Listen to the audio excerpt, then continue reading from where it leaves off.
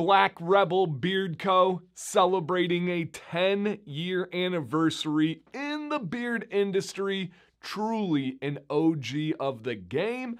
I've been around for the majority of that to be able to follow their journey, a channel for almost 7 years now. And before that, I was a viewer, a commenter, a consumer and customer. And it's been cool to see this company evolve over the years. They have consistently made changes and upgrades to their company. The OGs, remember, they had like this different kind of shaped glass bottle with a cork in it. And then every step along the way, they've done things like they were one of the very first to introduce ostrich oil. They were one of the very first to introduce tallow into their butter and so many other things along the way. So congratulations to 10 years of what I would assume seems to be very successful business. So shout out to Pedro and his team. They're out of Texas. This is not like a company detailed video because I've covered them tons of times over the years on this channel. This is to go over the changes and the updates. If you guys are on board with that, just real quick, the only thing I ask from you guys, hit a thumbs up or the like button if you like this video, if you like this company, if you like the vibes. My name's Dan. Thank you guys for checking it out. So to jump right in, you guys, we're going to be covering their main line today. And any of the changes that they have, they are known for their monthly or limited drops, but these are the oils that should be available at all times. And we have a balm and butter to go over. And you guys already know this company is well known for their stickers. They just have such like a unique vibe to themselves. The owner, Pedro, is himself, right? If you reach out to customer service, you're going to get Pedro. You're going to get his personality. And it really just kind of goes with the company. And he does have a big heart, man. He really cares about what he does. He really wants to make the best products possible. Let's jump in and kind of talk about it. First thing is, I got to acknowledge the branding and labeling. This is clean. Look at their main line. I'm going to pull another one up here so you guys can see. I love being able to have brand recognition. I love simple but classy. And I also love subtle differences to tell between the scents. If I have all of these laid out on my shelf, I want to know the scent easily. I also like that they have on here, you can see on this one, says unscented right on the side. You have that unscented. Very, very, very well done. The black bottles, the black dropper top, the just clean work. This is an absolute round of applause for their labeling there. Only thing that I noted on this one and just a little bit of feedback for future runs of the labels is on the ingredients, it ends with the vitamin E. I would add something on there, whether it's the proprietary scent blend or a mix of essential oils and fragrance oils or just fragrance oils. And now some more details on this. Speaking of their scent blend, this company is a strong, long-lasting fragrance type company. If you are someone that's looking for all natural and subtle and it's going to fade away in an hour or two, this is not for you. I'm not saying good, I'm not saying bad. My job is to convey what this experience is. Layered. You're going to develop a scent throughout the day. They're going to be manly. They're going to be strong. Some are more subtle than others. But in no ways is this a soft scented company. It is going to pack a punch. So just something to keep in mind there. Now their oil does go for $30. I do believe that includes tax, their website says, and I still believe they still have their free shipping. So there's a couple of factors to incorporate in that. Now, is that more than average? Yeah, for sure, right? This is not an affiliate. There's no commission, so don't be coming at me on price and stuff. It's $30. But to so many, it's very clearly worth it. That's a personal preference. That's a personal situation. I'm not going to say whether you should value the 30 or not, but they do have things like a majority ostrich oil blend, which is not cheap. And ostrich oil does come with its challenges, which can cost more. It also has high carrier qualities for the rest of the blend. I believe it's 70% ostrich, 30% their hair growth mix, their hair growth serum that they call it. I think they even listed on here, yeah, their hair growth serum, and it has quality ingredients such as, and these are certified organic, pumpkin seed, argan, jojoba, castor, and then rosemary essential oil and vitamin E. So there are quality ingredients in here, as well as very unique scents that you're not really going to find anywhere else. So those are the details on the oil. How does it do? This, to my knowledge, I couldn't think of anything else. To my knowledge, is the only majority bird blend that I still use to this day. Now, bird blend, I'm talking about bird oil, talking about ostrich oil. We also have emu, but all the major bird blends have kind of fallen off, meaning gone out of business, or I just don't see them as much anymore. There are some that have it on smaller ratios, but as a majority, this is the one that I use. Now, what is the benefit of a bird oil for anybody that's new to this? Would be anti-inflammation. It is one of the most, if not the most potent anti-inflammation ingredients in beard care. And in the end result, what does that mean for you? It's just going to relax the skin. It's going to allow the nutrients to get to the source even faster, less resistance. And what you can actually notice is how soft your beard is. Now, I do believe soft beard is one of the most misused and thrown out there terms in the beard industry, and oftentimes doesn't even signal that it's healthy. However, in a case of a direct anti-inflammation ingredient in your beard feeling softer, that is a result of something positive, and there is something special about that bird oil. I'll be honest, I had not used this company or this blend in a while until the last about 2 months, and I was like, oh yeah. I even messaged a buddy who's really into all the beard products in different companies. I was like, I forgot. I forgot how potent of a softening ingredient that this is, paired with the butter too, of course, which we'll talk about. And to the degree, and this is not for everybody, but I do need to state this to be fair, I can't wear this back-to-back days because my beard gets too soft. Now you're like, what does that mean, Dan? It gets like cotton candy and becomes harder to style because it is so soft. Now, if I go every other day, which I did a lot in this testing process, I had no issues there. And many of you have no problem with it. But for me, it's like, man, this makes my beard soft. So something to consider there. That's the oil. Styles well, feels great. We also have a balm and butter. Let's go ahead and start with the balm. The balm is a really good medium firm balm. It's not the firmest in the world, but it does have some resistance to get out. It does take a little bit of work to melt it down, but it's going to lock your beard in. Now, I'm not a balm guy myself, but before every review or new product, I do test it, and I had not used this brand's balm in probably a year or so, maybe I would say would be my estimate. So I did test it. Firm balm, I did the outside kind of the helmet method and locked it in. Worked really, really well. It's also nice if you need like a scent boost later in the day. Not that this company isn't strong enough, but many of you go on like date nights and you're like, I want a little punch at the end. That'll do it. Now, absolute star would be their beard butter. Now, their beard butter, and this one is a 2.5 ounce, so keep that in mind, and it's tallow butter. Now, tallow, as many of you know, right, beef tallow, it is also very softening and very nourishing. Now, it's great for skin and hair. Generally speaking, I'm not a fan of using solid products on your skin underneath your beard, even though I do on other parts of my body. The pores and the environment under our beard are just so different. We have bigger pores, we have more coarse hair, we have more sensitive follicles, it's easier to clog. So things like shea butter, for example, that doesn't normally clog pores elsewhere, can be an issue for many of us under our beard. This is probably the closest I've come to a butter of feeling comfortable using it, massaging into the skin. I still don't because the oil does more than enough for me. However, that tallow butter, special, real differentiating factor in this industry. And one thing that I love is I was able to help them on kind of the testing process early in the tallow butter days, and there was like a distinctive tallow smell. Then he made an adjustment and it was much better, but still kind of there. Now I get no tallow. And same, I should have said this on the oil, same for the oil. This is unscented here. I probably would have on the scent portion, so we'll skip that later. But the oil does not have a distinctive bird smell to it. There's something to it. I think it's just what was the essential oil that's in the blend? The rosemary.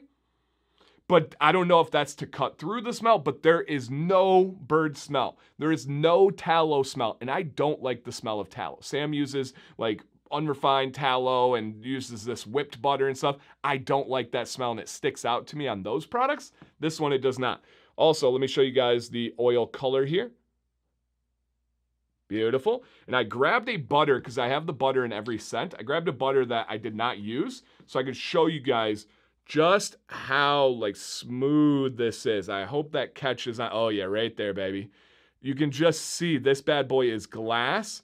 When you put your fingers through it, it is incredibly light, incredibly nourishing, wonderful for the beard. So absolute top quality when it comes to these products. Again, it is a little bit more, but as true as I found as I get older and older, you get what you pay for.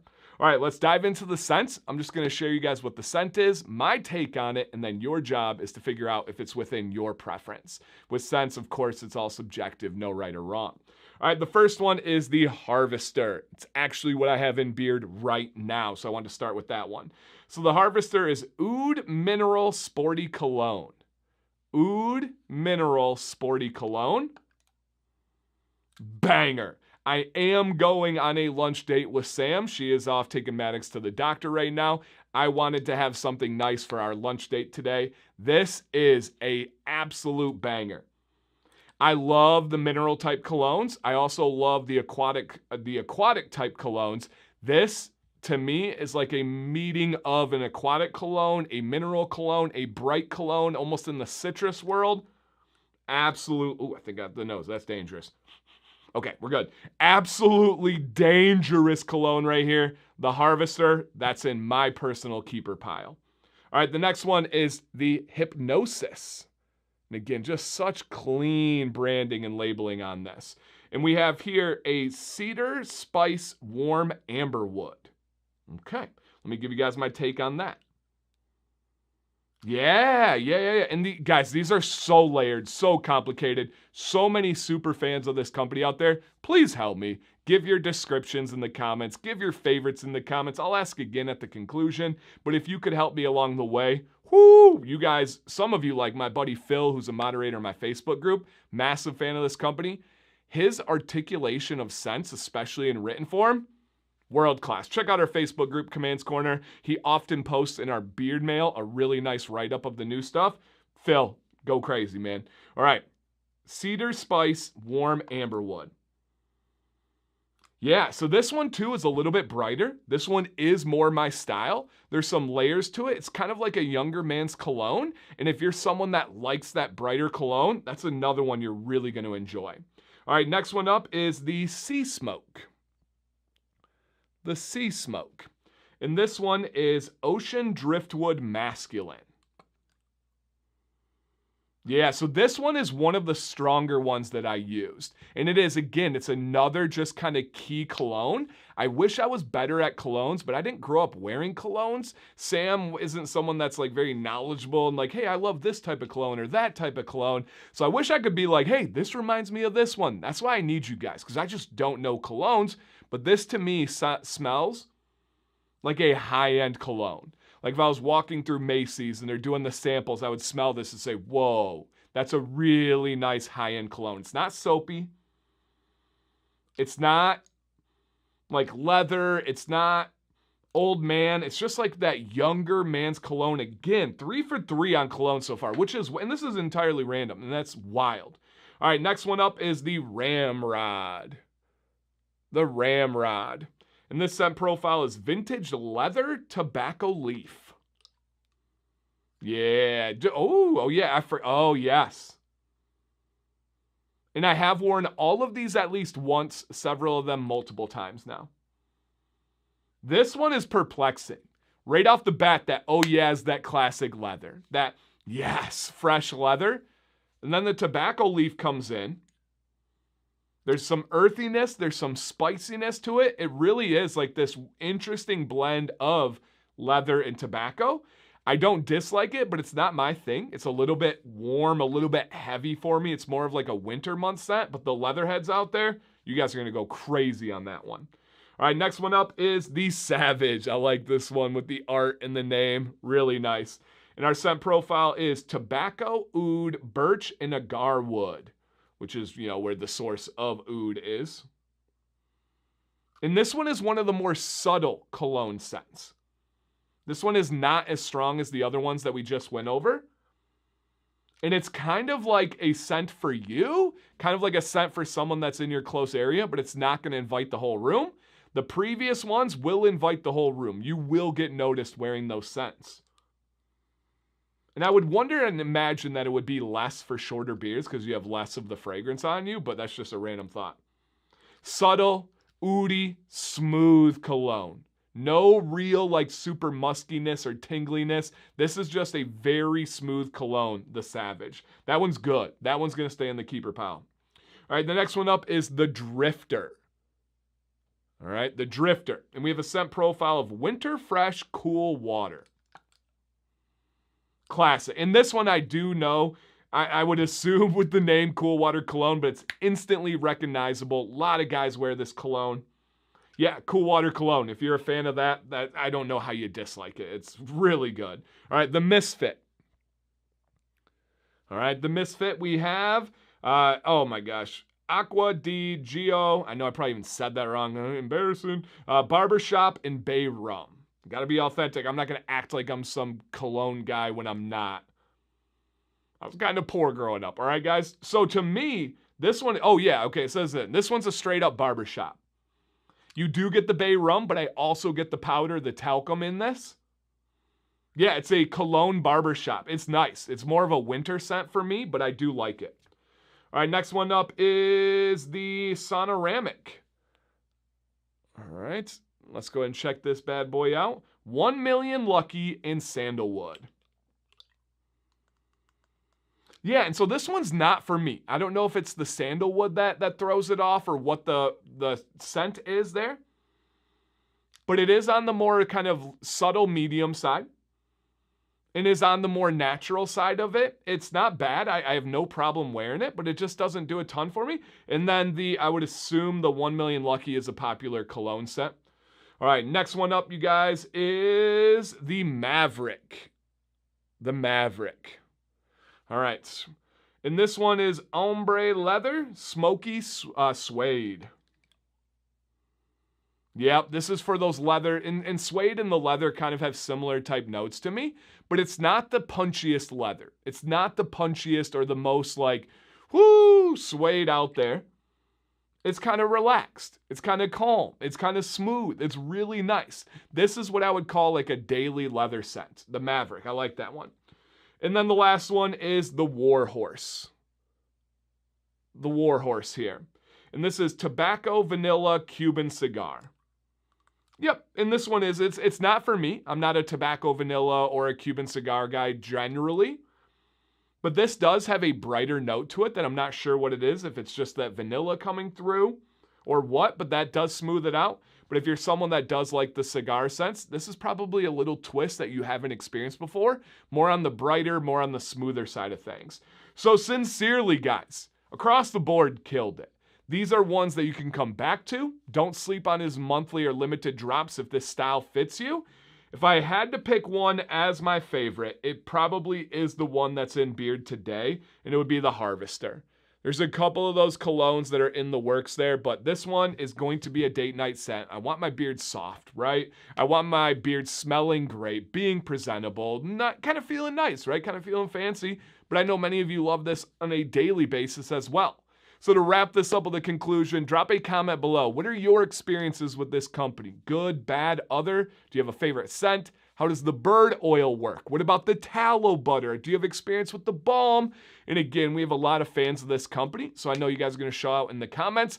And if you're like, this does kind of tickle my fancy, read the comments from the consumers down below. See what they have to say. Don't just take my word for it.